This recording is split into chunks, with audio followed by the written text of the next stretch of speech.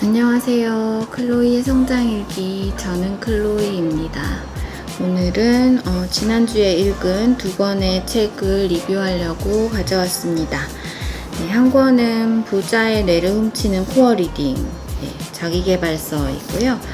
그리고 논증의 탄생입니다. 이거 책은 좀 두꺼웠는데 한 번에 이해할 수 없는 책이라서 이제 다시 보려고 옆에 쪽지를 달아가면서 읽었습니다.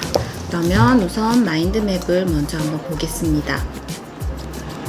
네, 우선 코어 리딩입니다. 코어 리딩을 읽고 기억해두고 싶은 부분을 표시해뒀다가 노션 페이지로 정리를 했습니다.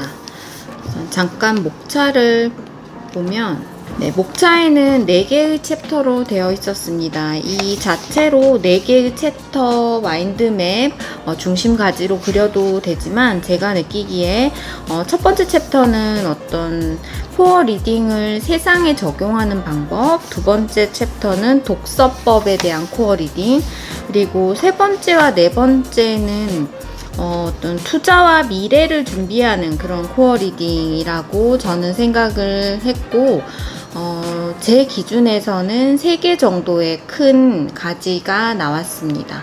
첫 번째 챕터는 세상을 대하는 법이라고 생각을 했고, 두 번째는 독서법. 이렇게가 이제 저에게는 이 책에서 제가 가지고 가야 할 어떤 부분이어서 이렇게 정리를 하면서 읽었습니다. 읽고 이번에는 그 안에 나오는 그림 같은 것도 같이 넣어서 정리를 했고요. 그 결과적으로는 지식카드 한 장 만드는 거에 대한 어떤 독서법에 대한 독서 후기, 독후 활동에 대한 부분이어서 그 실제 예도 하나 넣어봤습니다. 개인적으로는 뒤에 투자와 미래를 준비하는 부분은 개인적으로는 크게 흥미가 있지 않았기 때문에 저는 제가 보기 위해서 나중에 코어 리딩, 이 마인드맵을 봤을 때 나에게 필요한 다시 봤을 때 내가 기억하고 싶은 것 위주로 담았습니다. 첫 번째 이제 코어 리딩, 이 자체 코어를 보는 이 생각법에 대한 부분이고요. 그래서 세상을 대하는 방법에 대한 가지를 하나 더 넣었고, 그리고 제가 관심이 가장 많이 갔던 독서법을 넣었습니다.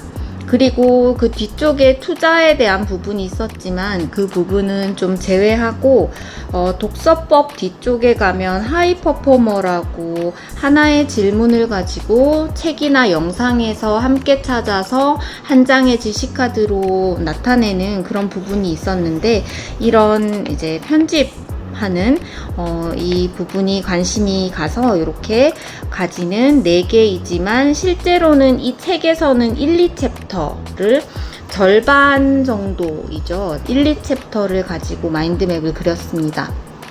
그러니까 한마디로 이 마인드맵은 이 코어 리딩 책으로 치면 발췌독을 한 마인드맵이지만 어쨌든 이제 이 책을 읽고 나에게 필요한 내가 나중에 보고 싶은 마인드맵을 그 기준으로 이제 그리게 되었습니다.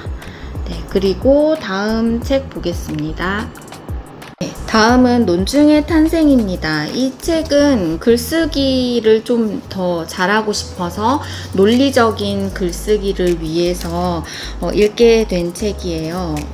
보면은 내용 자체가 앞에 원리적인 부분 뿐만 아니고 실예도 많고 그 뒤쪽에 있는 어떤 의미에 대한 부분이라던가 한 번에 이해하기 힘든 그런 내용이 있기 때문에 이렇게 나름의 이제 표시 인덱스를 해서 다음에 보려고 이렇게 준비를 했고, 읽는 과정에서는 노트를 만들어서 중간중간에 중요한 거를 적어가면서 노트를 하면서 읽었습니다.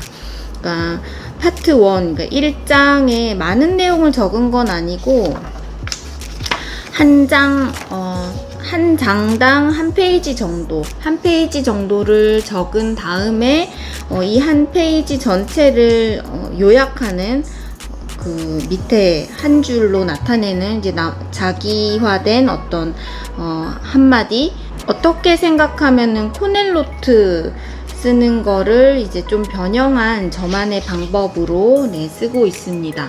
여기 보면은 이 3장에도 3장의 내용 중에서 중요하다고 생각했던 걸 적은 다음에 이거를 자기화한 한 줄로 이 빨간색으로 글씨를 쓴 거고, 그런 식으로 이제 책을 전체를 읽은 다음에 마인드맵을 그렸습니다.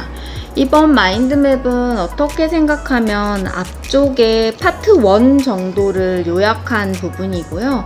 뒤쪽에 가면은 실제 예나 반박이나 그 반박에 대한 수용이나 어떤 좀 더 글쓰기를 실제로 하면서 뭔가 공부해야 하는 그런 부분들이 더 많이 있기 때문에 앞쪽에 있는 이론에 관련된 부분을 더 많이 넣어봤고, 이것도 제가 이제 이 마인드맵을 이용해서 앞에 있는 어떤 내용에 대한 요약을 다음에 또 보기 위해서 적었습니다.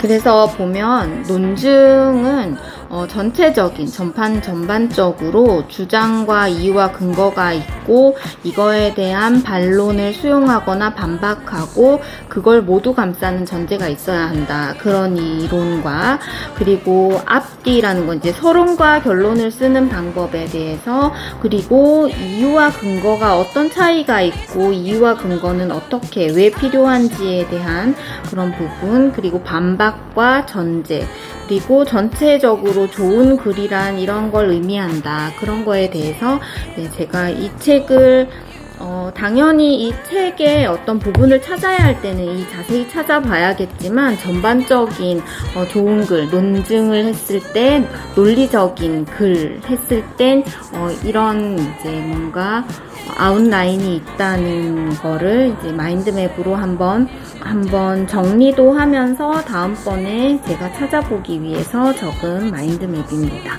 그러면 이제 독서 노트를 적어 보겠습니다.